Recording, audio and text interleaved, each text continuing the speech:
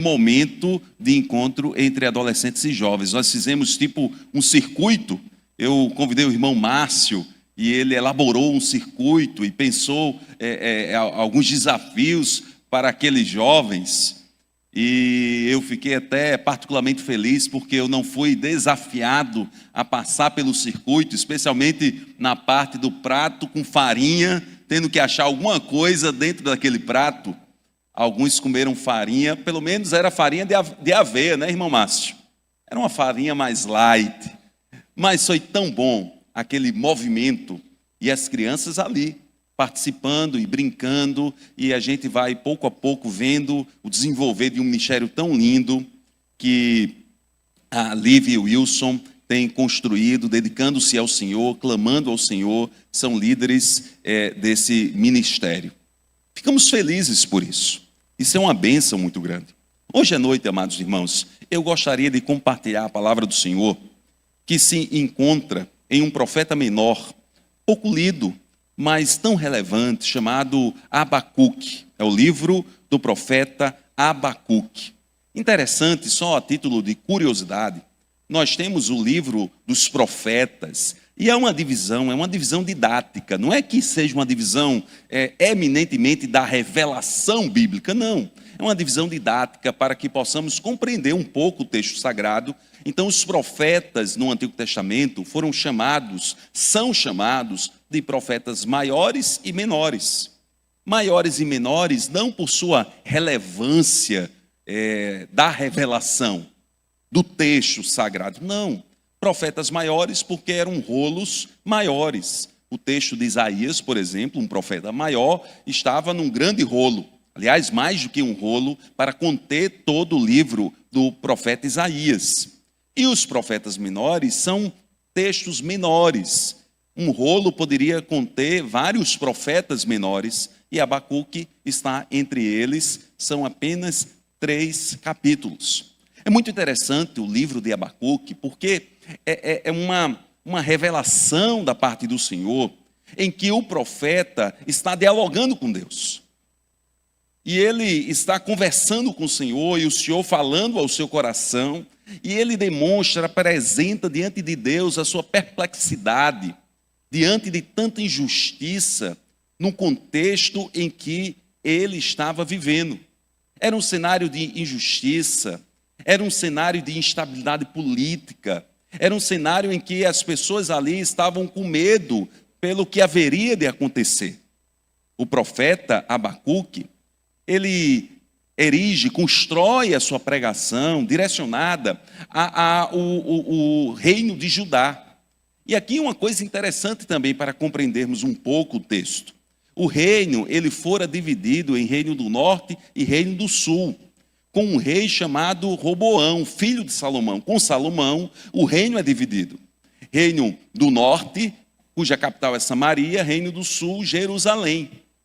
E então, a partir deste momento histórico, surgem reis no reino do norte, e estes reis, em todos os seus reinados, se afastaram dos caminhos do Senhor.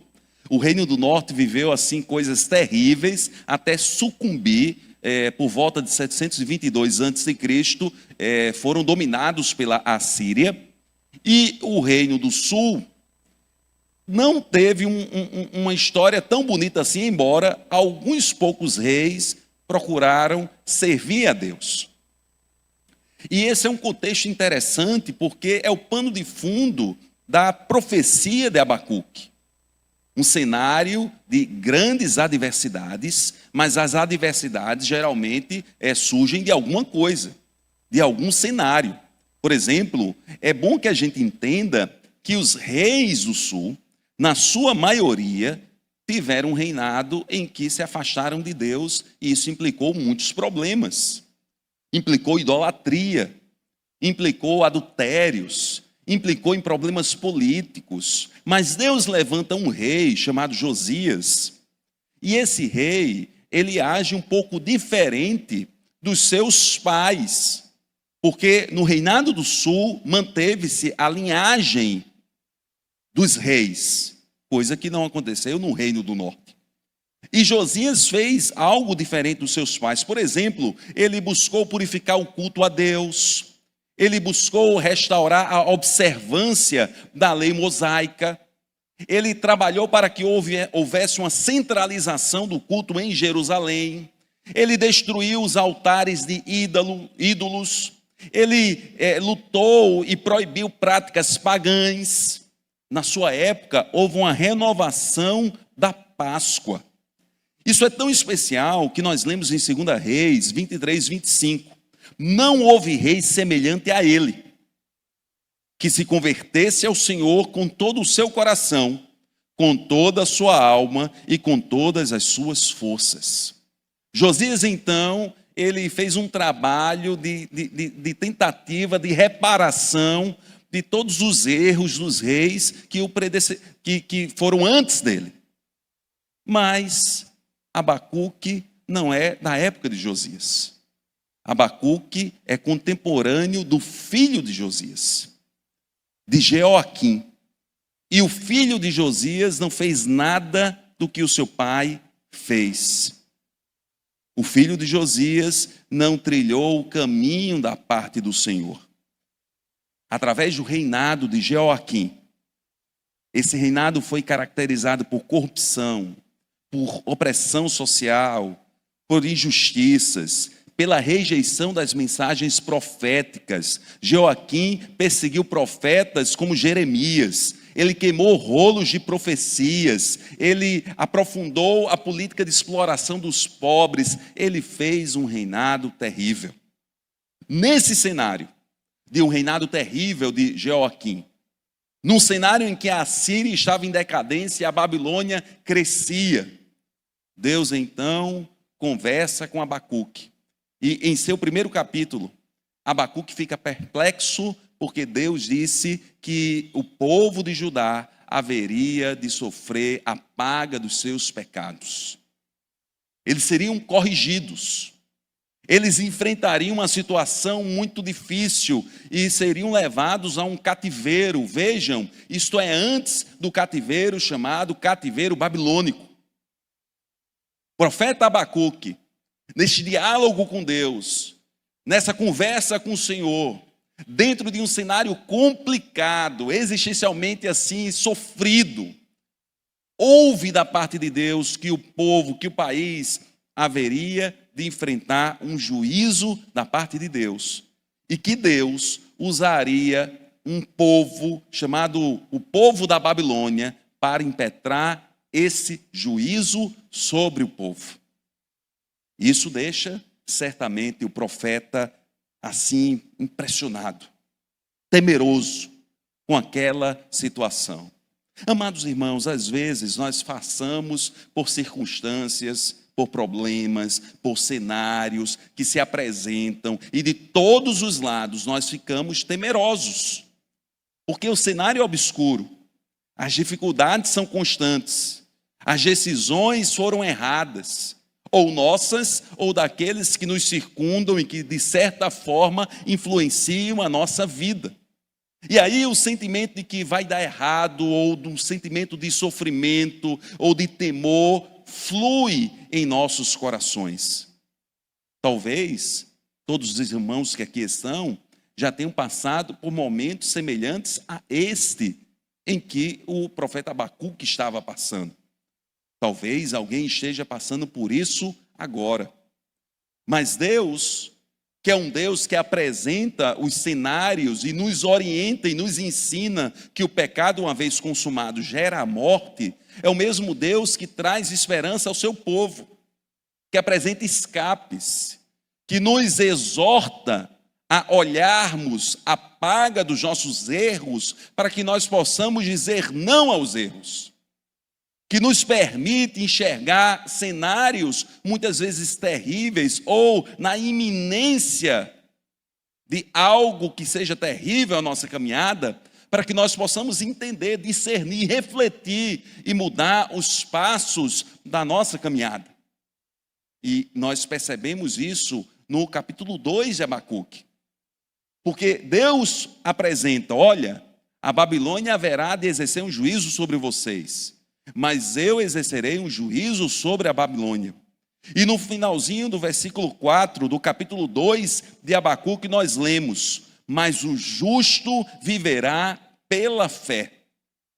Ele chama o profeta Abacuque, aqueles que seguiam ao Senhor, naquele contexto conturbado, a exercer a sua fé.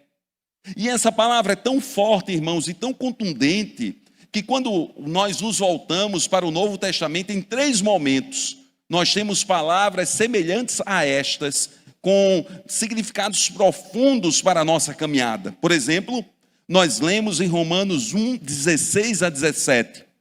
Porque não me envergonho do Evangelho. Os irmãos se lembram, o Evangelho é a boa nova de Cristo Jesus. Aqui são palavras do apóstolo Paulo.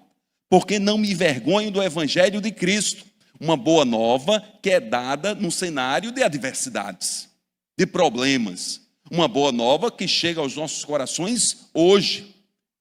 Pois é poder de Deus para a salvação de todo aquele que crê, primeiro do judeu e também do grego, porque nele, neste evangelho, se descobre a justiça de Deus de fé em fé, como está escrito: mas o justo viverá pela fé. É uma palavra que nos ajuda a sair um pouco da caixinha, a sairmos um pouco ou ampliarmos o nosso olhar de maneira a superar o contexto das adversidades da vida. Porque Deus tem um evangelho, uma boa nova para cada um de nós, embora estejamos em um contexto de enfrentamentos, muitas vezes um contexto terrível. Nós lemos também, resgatando essa ideia de fé, em Gálatas 3:11. E é evidente que pela lei ninguém será justificado diante de Deus, porque o justo viverá pela fé. E aqui um nuance da ideia de fé muito preciosa a cada um de nós. Porque a dificuldade que aqueles homens estavam vivendo era fruto dos seus pecados. E nós somos pecadores. E isso pode dar um conflito em nossa mente. Meu Deus, como eu posso fazer se eu sou pecador, se muito do que eu enfrento é fruto do meu pecado? Como eu posso então fazer? O apóstolo Paulo entendeu isso. E ele expressou isso dizendo: olha, aquilo que eu quero fazer eu não faço, aquilo que eu não quero fazer eu faço. E o apóstolo Paulo então diz: miserável homem que sou, quem me livrará do corpo desta morte? É nesse contexto que o apóstolo Paulo compreende a palavra da graça.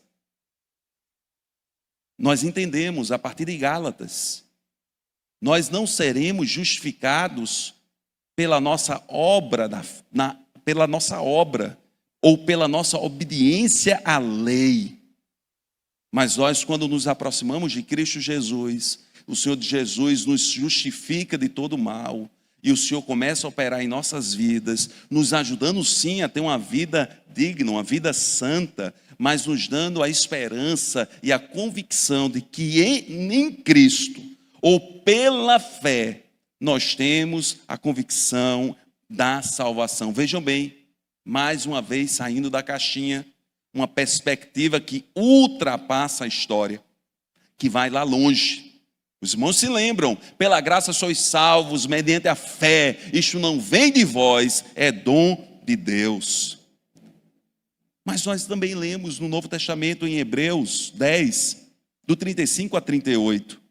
Não rejeiteis, pois, a vossa confiança, que tem grande e avultado galardão, porque necessitais de paciência, para que depois de haver desfeito a vontade de Deus, possais alcançar a promessa.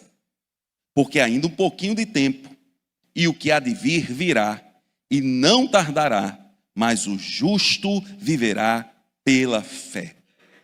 Queridos irmãos, o Senhor que apresentou o cenário de muitas dificuldades quanto ao povo de Judá, é o mesmo Senhor que estimulou a fé de Abacuque. E disse: olha, Abacuque, o justo viverá pela fé. Olha, Abacuque, eu estou falando desse cenário, mas o seu olhar deve transcender esse cenário. Olha, Abacuque, há esse cenário fruto de muitos erros, de muitas dificuldades, mas eu haverei de operar na vida, na sua vida e na vida daqueles que me buscam e que estão neste cenário. Amados irmãos, não há como nós nos desvencilharmos das adversidades da vida, mas nós podemos exercer a nossa fé em Deus. Crentes num Deus que opera, num Deus que age, num Deus que diz, levanta-te e anda. Mas o profeta continua então falando e dialogando com Deus, e aí nós já estamos no capítulo 3, em que nós desenvolvemos, a partir da experiência do profeta, uma convicção do agir de Deus. E uma convicção de que a nossa relação deve ser uma relação com um Deus Todo-Poderoso e uma entrega tão absoluta que preceda, que venha antes de tudo aquilo que o Senhor possa fazer por nós. Nós lemos no versículo 17 do capítulo 3 de Abacuque até o versículo 18. Porque ainda que a figueira não floresça, nem haja o fruto na vide, ainda que decepcione o produto da oliveira, e os campos não produzam mantimento, ainda que as ovelhas já malhadas sejam arrebatadas, e nos currais não haja gado, todavia eu me alegrarei no Senhor, e exultarei no Deus da minha salvação. É claro e é natural que nós, como leitores do Novo Testamento, quando nos voltamos para esse texto e lemos o Deus da minha salvação, é natural que venhamos a pensar na salvação eterna. Mas o profeta Abacuque está refletindo a palavra do Senhor, e o texto aqui mais apropriadamente deve ser aplicado à salvação e intervenção de Deus na história. Todavia eu me alegrarei no Deus da minha salvação. É Deus que salva a minha vida. É o Senhor que intervém na minha história. Possa ser que eu venha enfrentar dificuldades. Possa ser que algumas coisas que eu esperava ou venha esperar não aconteçam. Possa ser que eu enfrente situações que despertem em mim lágrimas. Mas uma coisa eu sei, o Senhor é por mim, se Deus é por mim, quem será contra mim? Mas uma coisa eu sei pela fé, que todas as coisas cooperam conjuntamente para o bem daqueles que amam a Deus. E uma coisa eu sei, mesmo sendo o cenário não propício, eu diante de Deus me alegrarei no Senhor, porque eu creio que Ele é o Deus da minha salvação. Mesmo que todas as coisas apontem, conduzam para um desfecho que não seja aquilo que eu gostaria, eu creio que o meu Deus é capaz de converter toda a situação, é capaz de operar sobre aquelas circunstâncias e é capaz de fazer grandes milagres na minha vida, na nossa vida. Mas o profeta, a partir desta confiança, porque é uma palavra de confiança, é uma palavra muito lúcida e convicta do Deus que ele tinha. Lúcida porque ele contempla as adversidades, os olhos estão abertos, mas convicta, todavia, embora todas essas coisas aconteçam, eu me alegrarei no meu Deus, o Deus da minha salvação. E ele assim o fez, amados irmãos, e nós assim o podemos fazer, porque ele entendia que a sua força estava no Senhor. A sua força não estava no reinado de Judá, que numa perspectiva histórica fez algumas estripulias para não sucumbir diante da Babilônia. Por exemplo, o rei tentou se associar ao Egito, para que pudessem o Egito e o reino de Judá enfrentar a Babilônia. O rei tentou negociar situações.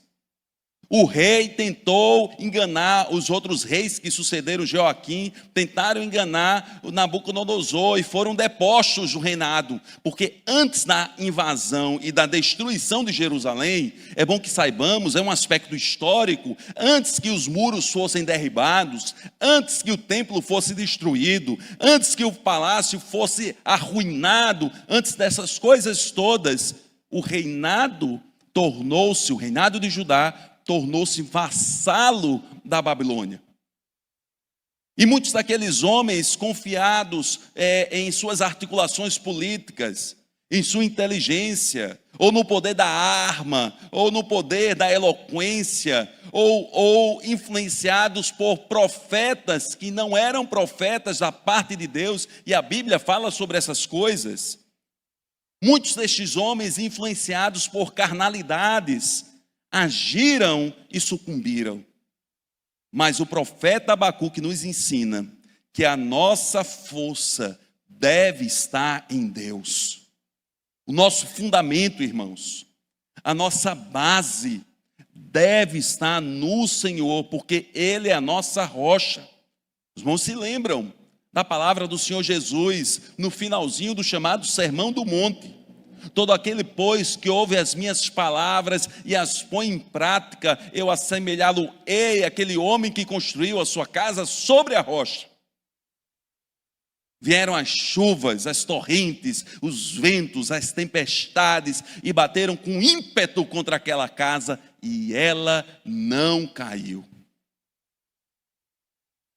Amados irmãos, o Senhor Jesus é a nossa fortaleza.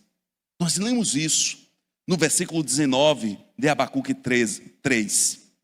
O Senhor Deus é a minha força, e fará os meus pés como os das servas, e me fará andar sobre as minhas alturas. Amados irmãos, o profeta se utiliza de imagens. Fará os meus pés como os das servas. Um animal próprio daquele cenário do Oriente Médio. Um animal que subia montanhas, terreno pedregoso, hábil, ágil, destro em subir grandes alturas e não cair, de enfrentar montanhas terríveis, montanhas cujo cenário não tinha absolutamente nada de belo, e aqueles animais subiam e iam para o alto. O Senhor faz os meus pés como os das servas e me fará andar sobre as minhas alturas. Na literatura bíblica, aqui uma imagem de superação, de crescimento, as minhas alturas, de honra, mas também uma imagem de desafio, uma imagem que as pessoas poderiam cair, mas a conotação do profeta é que ele confiava que Deus haveria de agir na sua vida. Amados irmãos, é um pequeno texto, é um texto curto, talvez você possa ler antes de dormir nessa noite. É um texto contundente, porque apresenta um cenário de muita diversidade. É um texto impressionante, porque nós vemos um profeta numa relação real diante de Deus, e nós podemos ser reais diante do Senhor, porque ele apresenta a sua perplexidade diante daquele cenário terrível. Mas ao mesmo tempo, é um texto que nos ensina a exercer a nossa fé. Porque o Senhor é a nossa força, e no Senhor estará a nossa vitória.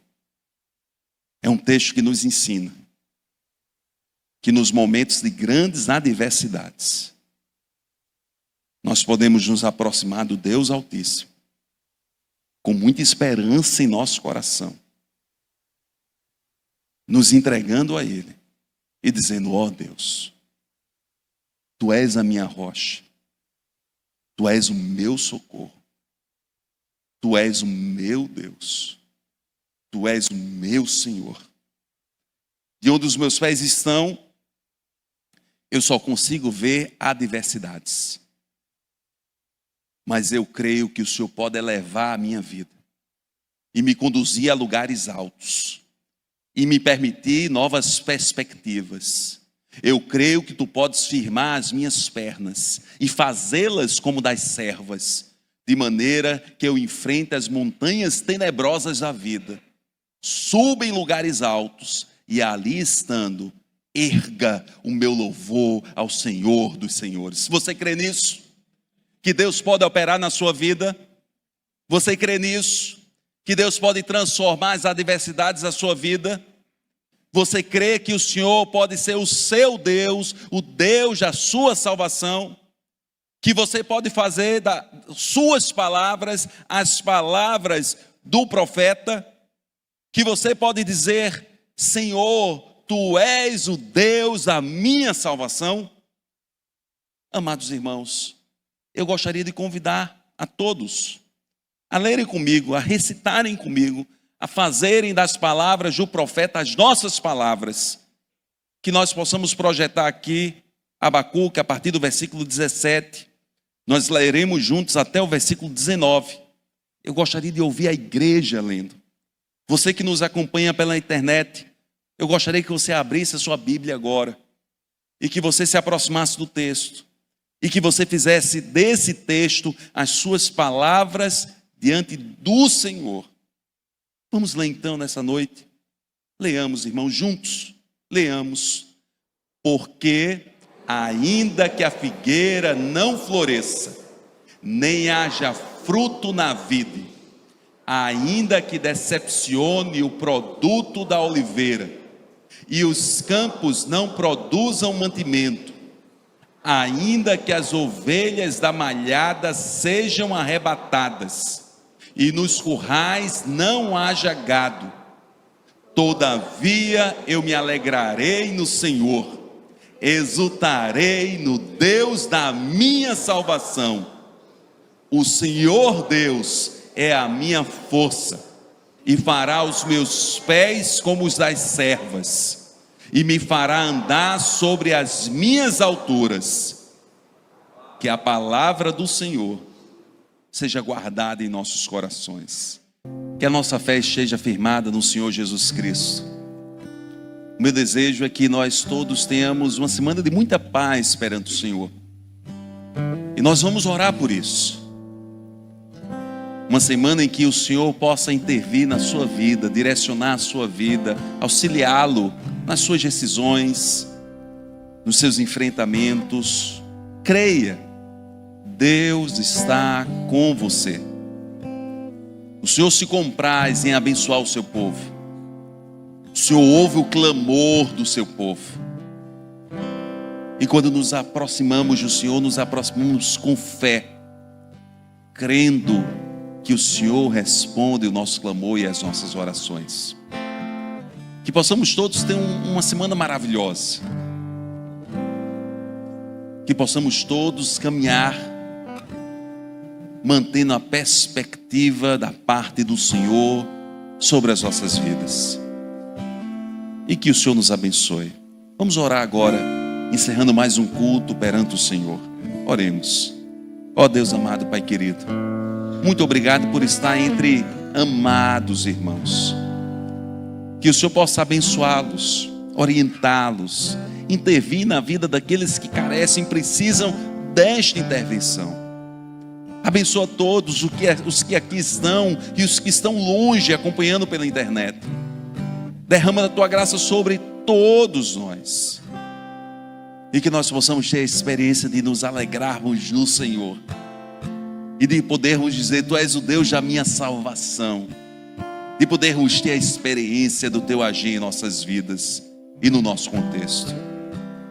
Ó Deus, que a graça maravilhosa de Cristo Jesus nosso Senhor, o amor de Deus nosso Pai e as consolações do Santo Espírito do Senhor estejam sobre todos nós, não somente hoje, mas para todos sempre. Amém. Que Deus nos abençoe, amados irmãos.